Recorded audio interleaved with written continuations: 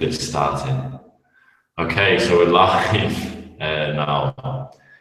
Hello, anybody that's watching this. I don't think there's going to be a lot of people watching this, but me and Jonathan have been reading Welcome to the Monkey House over the last month, and yeah, we don't have any questions from anyone, so we're just going to talk amongst ourselves about it in the hope that it's vaguely interesting for someone that had of it. No, I don't know. If it's Okay. not interesting, it's my fault because I chose it. Yeah, so why did you choose this book? Well, I chose it for two reasons. One is Kurt Vonnegut's my favorite author, and I didn't want to try an entire book of his because I thought it'd be too difficult for the foreign students. And this was the short story of his that I could remember. So I chose it because it was short and because it was by him. But then, Right. having read it, what I realized is that I could only remember one thing about the story. And the fact that it's called Welcome to the Monkey House, I could only remember the bit about the monkey house. That was the only bit of the Which part? story that The monkey masturbating? Which yeah, bit of the monkey house? and the politician is really horrified because he goes there with his children, and Right. that's why and he goes there with his 11 children, and then that was how he set up this ethical birth control pill, because he wanted the monkeys to take it, and it says in the story that it was never intended for humans to take it. It was basically just to suppress the sexual urge in monkeys so they wouldn't be masturbating in front of people in the zoo. And that was all that it was the only bit I could remember. Oh, But that was the then bit you there's can a remember. lot more. All right. So when you go back to it, what do you think? Do you like it? Well, I'll just explain a bit about the bit that I did. The reason I think I liked it is because I thought this idea that this guy, it was interesting that this guy was trying to suppress the fact that humans are animals as well. That because he was thinking, because he was like a politician guy, and he was horrified that monkeys were behaving in an animal way, even though they're animals. And I think in lots of ways, humans are still animals, but they get all these ideas and pretensions of being superior. And that was what the contradiction was for me, that he was looking at animals behaving like animals and being horrified and distancing himself from that. And Yeah. humans do behave like animals. Um, which just reminded me of a quote I read once, which said, "What? Or it might be a question. What's the difference between a human and a chimpanzee?" And the answer was, when a chimpanzee looks in the mirror, he knows he's looking at a monkey. Right. Okay. Yeah, And I'm with so you. the implication is that humans, because they are like supposedly top dog, not top dog, top monkey, they have all these ideas about that they put on through society and things, but actually, on one level, they are still animals. Yeah. Yeah. And I suppose yeah. In just saying that we're animals doesn't mean we have that like monkeys. But I didn't really understand how the drug that was only meant to be developed for monkeys, how it then started to become for humans. There wasn't an exploration of that, or was there? I think that's to do with the trying to stop the population, because one of the themes in it is that the Earth is massively overpopulated. Because in the Yeah, story, there's 17 million people living on the Earth.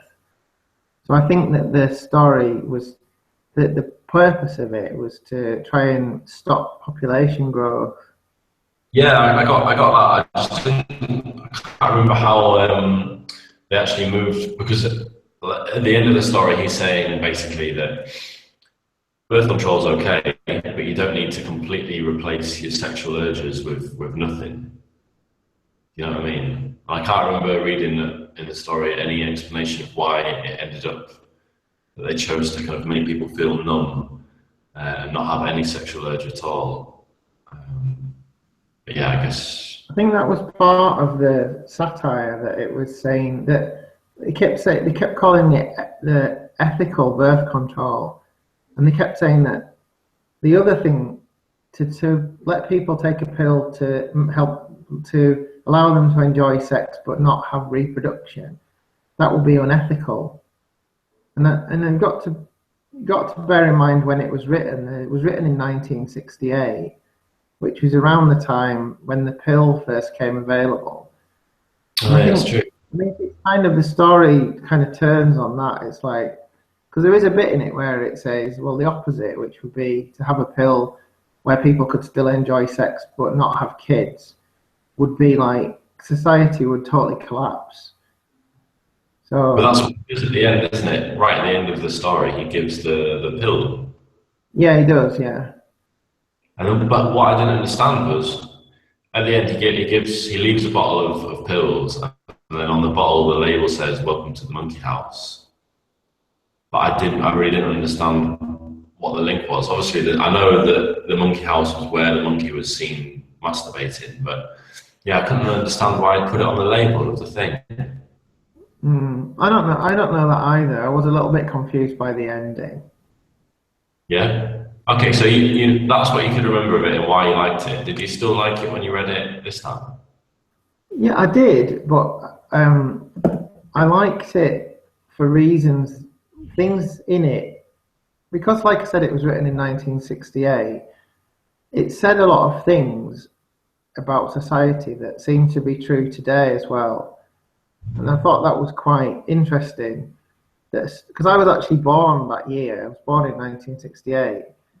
And I thought it was interesting that things, because he did sort of write half and half. He did write science fiction and ordinary fiction, and it's quite science fictiony, the story. Yeah, really Um, scientific. but I liked the fact that it talked about things that are actually real issues now. Yeah, and I suppose I never read science fiction, but that's what people always say why it's good now that you look at things in the future and or try to learn lessons by expanding from things. But yeah, I don't know. This one, I felt that sometimes there were a little bits of gaps. You kind of there was quite a lot of like 1984 Brave New World kind of things, wasn't there? Like the world government and the police and those kind of like negative aspects. But then other times it seemed to be that there hadn't been any advance at all in the book. Do you know what I mean? In society, because there was still like a random police officer um, doing everything with like I don't know a gun. They're still using the metric system. Yeah, it didn't seem very high tech. It's something that's quite futuristic in other ways. I liked it, but I just like you were saying, because it reflects on society and stuff. But yeah, there's some big holes I thought in the plot. Well, there are holes in it, but it's like it made me think. So, and it made me think about things that weren't necessarily in the story. Like, it made me think about present day stuff, because when he said about how it's often the people who are trying to stop the population doing things that are doing all sorts of things themselves. It made me think Yeah, about. It reminded me of like the present day with things like austerity, for example, where the government tells everybody that they're not allowed, they have to cut back and they're not allowed to spend money, and they have to, and then employment's not as secure as it used to be. But then the people who are telling you this are the kind of elite who went to Eton and have got and are never going to be short of money. You know, and it's sort of like that ruling elite of saying one thing that everybody has to obey, except we don't have to do that because we're above yeah. it. That was kind of alluded to, wasn't it, by the Kennedys? This like made up, well, semi-made up family that was still ruling over them. I guess I don't know actually. Maybe they weren't. Maybe they were also numb from the waist down in this book. But there was another bit I didn't get. He said that at some point he said that like everyone who's really eager to rule and makes all the laws is also the people that are really disgusted by nature's sexuality and sex urges. I don't really see that anymore. Maybe in 1968 when it was a little bit more conservative, but now you think of people like Donald Trump. I don't know if they're particularly disgusted by sexuality anymore. Oh, You know that what I bit. mean? Hmm. You said you got confused. What did you get confused about? Um, I just got confused a bit by the ending because I had to go reread it because I wasn't sure whether she was being offered like what to us would be the birth control pill, or whether she was being offered to go back to what she had before. Yeah, Oh, so I was a I, bit confused by that. I was reading around it, and apparently got a lot of criticism for celebrating rape. Yeah, Um, I mean, I thought that I read a bit about that, and clearly it's written of in that time because it objectifies women quite a lot. These women who are staffing the yeah, suicide parlors, and I thought you wouldn't really get away with that now. So that part of it was very much like stuck in the past. yeah, and then there's that whole thing of like deflowering someone, and they don't like sex at the beginning, but then they learn to like sex, so you're kind of doing them a favor. Yeah, I guess the plot holes that I didn't really understand was like one of them I thought was quite bad was just when he wanted Billy the poet, when he was disguised as this old man, to get the nurses to separate. So they're meant to be these really powerful nurses, but then all it took was one policeman to say, "Oh, do you want to come and find Billy the poet?" Do you know what I mean? And the other nurse went with the policeman just randomly. It seemed quite strange for them to leave their job that they're kind of like systematically controlled to do all the time, and then suddenly be like, "Oh yeah, I'll take a ride with you, even though I've got no sexual urges at all. I'll just go follow a policeman completely stranded." And the other one I didn't really get was just, yeah, like everything's really sexualized. Culture of like no sex.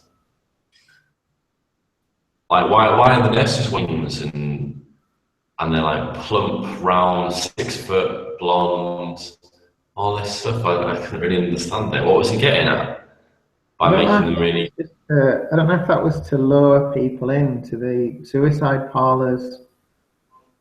Yeah, but if they don't want to have sex anymore, how would it lure you in? Do you know what I mean? If you have no sexual urge. I don't know. I don't just I don't think having reread it, I don't think it's his best story, but just a bit of history about him. In the days when you could still, before television was really big, he used to write short stories and sell them to magazines to get money. So that was his kind of his part-time job. And then Right. he used money to finance his novels. So like I think the stuff I've read of that's his novels and his later work, it is still very confused. There's a lot of stuff going on and he does jump about. It's not at all like logical order. But I think having read his later stuff, I think his later stuff's a lot better. But it's interesting Yeah. to see because I think he was quite prodigious at churning out these short stories. Because this one was published in Playboy, wasn't it? I read Yeah, it anyway. was, yeah, which I didn't know till this afternoon. And yeah, so maybe we can't be too harsh because he's just writing for money rather than pleasure. Maybe a little bit. But yeah, when I was reading it, I did think that weird character, Kilgore Trout in Slaughterhouse Five. You know the author. Yeah, I did think, oh, it sounds like one of his books, like Kilgore Trout's books. And then apparently he does. Kilgore Trout actually mentions it in Slaughterhouse Five. Something, yeah, something. yeah, because he does put this Kilgore Trout appears in all of his books, Oh, and does it? a lot of the time when he digresses in his novels, it's when he starts talking about a short story by Kilgore Trout, and then he'll bring it in the story, and it's so he does this Kilgore Trout. I can't remember where he gets the. That might have something to do with going back to last time. Ernest Hemingway. It was definitely. how the name Kilgore Trout came about. Yeah, do you know, there was another link back to Hemingway as well. There was the boat where the rape happened. That was called what was it? It was the name of the fish that Hemingway was always trying to catch. Marlin or something. Yeah, the marlin. Yeah, I thought that was really strange, really weird to link it in. Yeah. But I read it all and I quite liked the book, the short story, well, more or less. I thought some of it was a bit obvious. But then I started to think, okay, so what do certain things mean in the book? Like going back over it. And I just couldn't understand what, like, for example, why did he take them to the museum and then to the boat? You know what I mean? Like, it just didn't seem to make any coherent sense apart from just to fill up time. Unless I'm missing something that there's like a real obvious like meaning behind it. Do you know what I mean? You take them to the museum first, and then down to the boat called the Marlin. Yeah, I don't remember. Right. Well, anyway, I couldn't get it. But maybe he had to reach a word count for his book. I did think it was interesting about overpopulation. Yeah. Are you getting an echo at that end? No. Are you getting an echo? Yeah, I can hear myself talking. But the fact that now, like we have too many. The population, despite the fact that we have contraception, population has still expanded, hasn't it? It hasn't like stopped population growth. Some of that is because it's in countries where they don't use contraception. But I thought it was interesting that, like in Britain, we've got an aging population, and it's like that's affecting that's stressing society because you've got all these old people who are, because healthcare is now better, they're not dying off. Mm. So there's like more older people to be sustained by the state. And I thought that was interesting that this was in something from the 68 where that wouldn't be such a big problem, but now it is. Yeah, do they not most people not see that coming as a problem though? Did it not what? I suppose back then I suppose the population was really young, like the major part of the population was quite young, wasn't it? So yeah. Yeah, I like the themes, I just thought yeah, when I realised that it was written for a magazine, I thought, okay, that kind of makes sense. You know, it seems like a short story that maybe he didn't spend a lot of time over. But yeah, maybe I'm just being mean. Anyway, there's one more thing. Let me just see. Oh yeah, there was a mention of the fact that a lot of jobs had been taken over by machines. Yeah. That most people had nothing to do, and that they just spent all their time sitting in front of the TV. And I thought that reminded me a bit of that, considering, like I said, it's written in 1968. Now that's still a debate now, isn't it? That a lot of jobs are going to be replaced by machines. Yeah, they talk about that people just sit in front of the TV all the time and don't do anything. Listen, yeah, I suppose it was like listening to government propaganda on the TV. Well, yeah, it seemed like a Paul Moss 1984, really, no? Yeah, what's the difference between just sitting in front of the TV watching government propaganda and sitting in front of the TV watching The X Factor or Strictly or... I mean, like, now you can sit in front of the TV watching people sitting in front of the TV and watch Gogglebox. And it's just people watching TV. Yeah, but that's what we've always done, isn't it? Like, if you go back to our original conversation about us not being any different from animals. Animals watch animals, don't they? So we're just animals watching animals. So we don't need to go to the zoo because we just can watch the animals on TV now. Yeah, maybe that's well, I'm pretty anti-zoos in general, so yeah, I would say, yeah, go watch it on TV instead. I never used to watch nature programs, but I've just started watching Blue Planet. We've seen it, that really famous Attenborough Oh yeah, I've seen it before. Is that the one that's in the sea? Yeah, no, oh, sorry, not Blue Planet. Planet Earth. Planet Earth. Yeah, that's it. Yeah, The yeah. new, I'd never seen the, it before. Have you watched it? the new series. No, the old one. I know there's a new one as well. I have seen it, but I don't. I fall asleep in nature programs, so I can't watch them for very long. Yeah, I don't know why I never watched it. I've been on this hippie commune, like away from everything. They do have Netflix here, so I started watching it. I was amazed, man. It was quality. Like strange stuff that people are doing.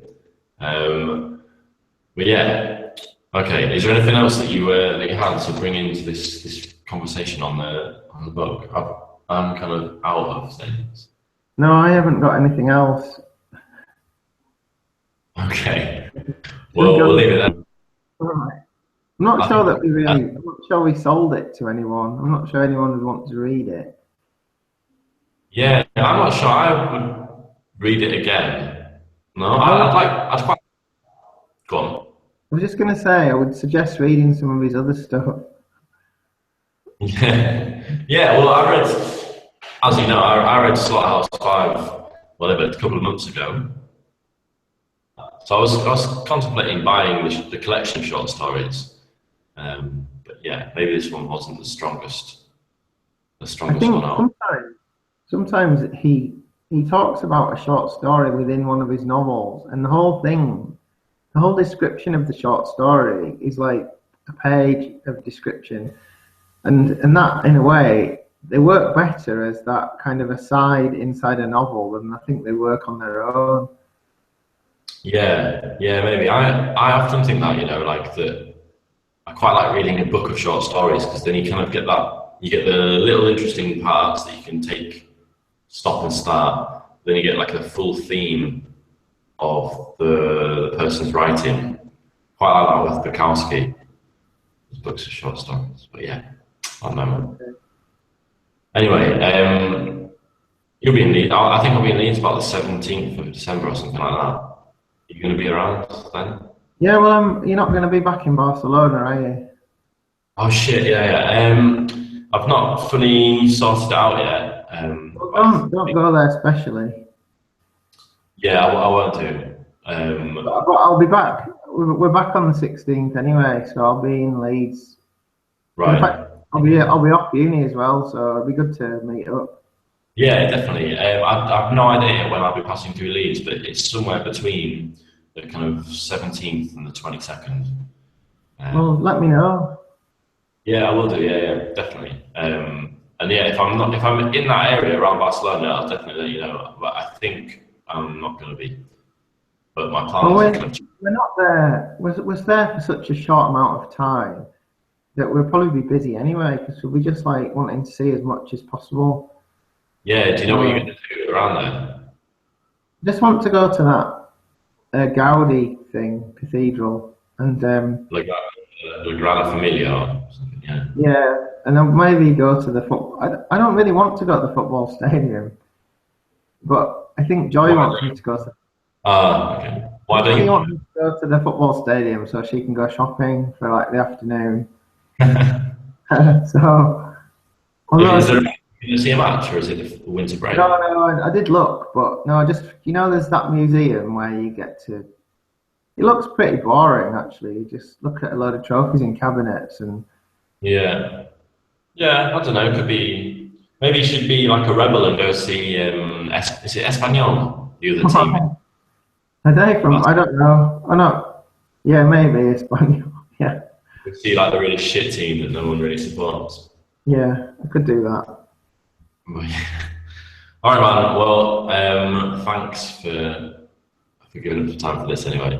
We'll see how it goes. Maybe we'll do another one. I don't know. I've got to sort out a lot of stuff when I get back. Um, Yeah. And will you let me know if there's any sound on this one? if there's any what? If there's any sound. Sound, yeah, yeah, we'll do. Fine, yeah. It was a bit of a disaster, the last one. But yeah, all right. I'll keep in touch. Have All a right good. then. When do you break up? I'll break up on. Well, I break up next Friday, but I've still got an assignment to do after I break up. So about the 12th or 13th. All right, nice one. Well, hope it goes well, and yeah, we'll have that house party in Wakefield. All right. You can probably edit this part off the video, this last bit.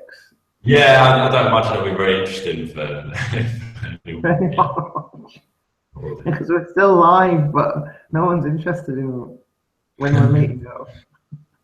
Maybe they are. Maybe they are. Right. Might be more interested in that than the other bit. I do think yeah, it's more natural, more flowing, isn't it, when you just talk about when you're going to meet up.